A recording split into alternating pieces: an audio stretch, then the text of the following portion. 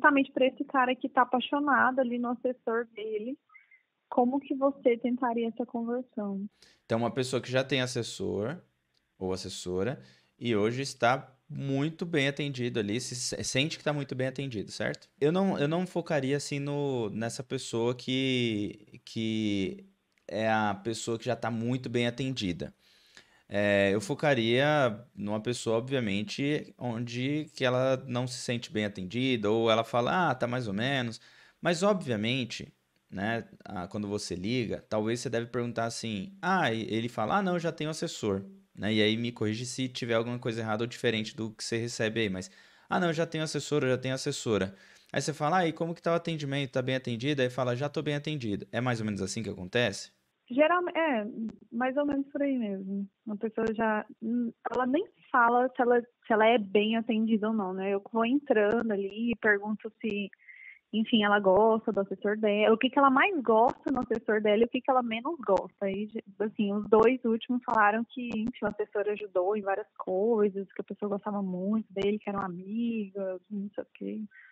Não, show de bola. Coisa nesse sentido. Quando é muito amigo, realmente é mais difícil de tirar. Quando ele fala assim, ah, não, já é meu amigo, minha amiga, é difícil de tirar. Por isso que eu falo, né? Eu sempre coloco essa frase Uhum. lá, né? Seja o assessor amigo antes que o amigo se torne assessor, né? E é a mesma coisa no Perfeito. caso, no seu caso, né? Seja a consultora amiga antes que uma amiga ou um amigo vire assessor ou consultor ou consultora.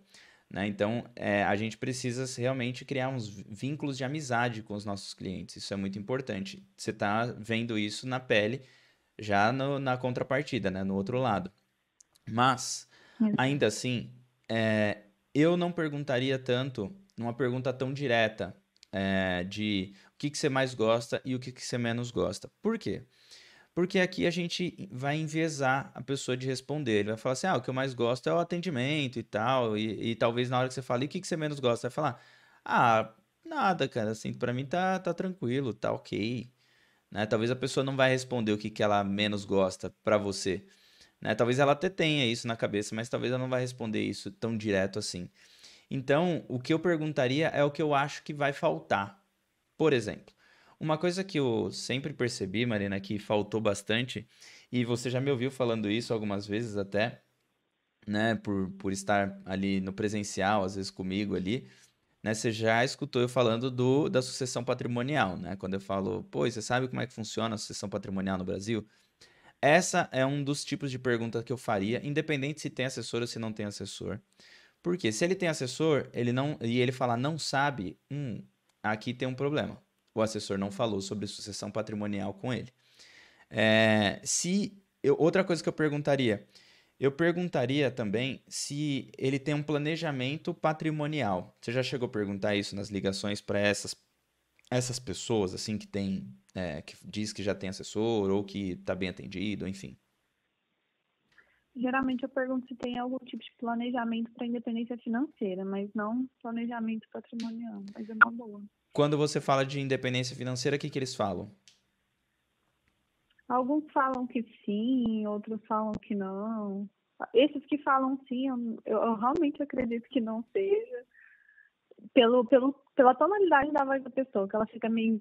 Acho que ela nem ela sabe o que é independência financeira. Ela fica assim: tenho. Assim, quando a pessoa me fala assim, vamos pro mais difícil então. Porque quando ela fala não, aí fica um pouco mais fácil. Vamos pro mais difícil, onde ela fala, sei sim, já tenho. Pô, que legal. O que que eu falo? Né? Primeiro, a minha entonação de voz, ela tem que passar a mensagem do que eu quero passar. Se a pessoa tem, de verdade, eu acho isso muito legal. E eu acho real, mesmo que não está comigo. Por quê? Eu coloquei pra mim, e aí eu vou falar, eu, Ricardo, eu coloquei pra mim que a minha missão é fazer com que o brasileiro entenda que qualquer um pode alcançar a independência financeira, né? Essa é a minha missão. Qualquer um pode viver de renda, qualquer um, né? Só que uns têm um tamanho de renda, outros têm outro, né? Outros têm um tamanho de 100 mil de renda que ele quer e outro tem de 1.000, 2.000, 3.000, né? Qualquer um pode viver de renda, na minha opinião. Essa é a minha teoria. E aí, pensando nisso, se o cara me fala, ou se a mulher me fala do outro lado, que ele já tem um plano para a independência financeira, eu vou ficar animado. Então, a minha voz ou a minha entonação já mudaria. Fala, pô, que legal. Pô, então, show, você já está à frente de muita gente. Agora, me conta aqui, como que tá esse plano? Quanto que você precisa, qual que é a taxa que você busca passar acima da inflação? Provavelmente ela não vai saber responder. Quando é uma coisa mais específica. Então, como que a gente pega alguém na mentira? Quando a gente vai para a especificidade da coisa. Né? Então, para você saber Uhum. se alguém está mentindo para você, você vai para o específico. E aí você vai perguntar, pô, que ótimo. Então, e como é que tá? Qual que é a taxa real que você busca nos seus investimentos? Aí a pessoa, ela fala assim, ah, não, assim, é 110 do CDI. Não, essa é a nominal. Ótimo, legal. Mas, ou então a pessoa fala, ah, 14% ao ano. Pô, legal, 14% ao ano. Mas e se a inflação chegar a 15%? Quanto que seria? Qual que seria essa taxa acima de 15? O que você busca acima dessa inflação? Aí a pessoa, ah, não sei. Pô, então, olha, tem uma notícia ruim e uma notícia boa, talvez, para te dar aqui. A notícia boa é que eu sei como fazer esse planejamento, e a notícia ruim é que você não ter uma taxa acima da inflação pode te prejudicar.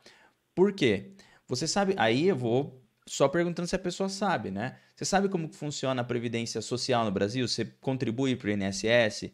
E aí eu vou falar de talvez a urgência que a gente tem para ter uma renda passiva, né? Eu vou abordar temas que são temas um pouco mais técnicos, mas para saber se a pessoa sabe como que ela vai fazer aquilo, né? Se realmente ela sabe como que ela vai alcançar aquela independência financeira. Porque, como você falou, você acha que é mentira. Eu também acho, tá? Em sua maioria, quando eu liguei, eu peguei pouquíssimos casos que a pessoa realmente sabia, mas pouquíssimos raros. Então, eu levantaria aqui perguntas específicas sobre a independência financeira. Uma eu já te dei, que é taxa acima da inflação. A segunda é quanto que essa pessoa tem que aportar além do que ela já investiu. Ou então, outra seria qual que é o patrimônio que ela tem que alcançar? Qual que é esse objetivo, né? Onde que ela quer chegar? Uhum. Quanto que ela precisa para gerar renda?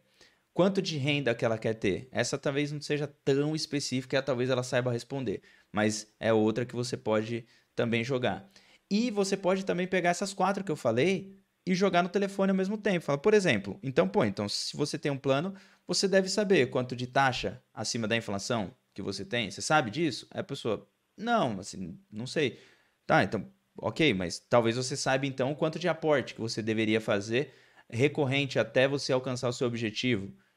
Ah, não, não tem que fazer aporte. Eu investindo lá e de vez em quando vou aportando assim esporadicamente. Ah, entendi, perfeito. Então, você sabe o seu objetivo. Qual que é o objetivo que você tem? 3 milhões? 4 milhões? Qual que é o objetivo que você tem para alcançar? Aí a pessoa não sabe responder, eu falo, olha, então, hoje, talvez você então não tenha um plano tão bem detalhado. E eu não estou aqui para te criticar.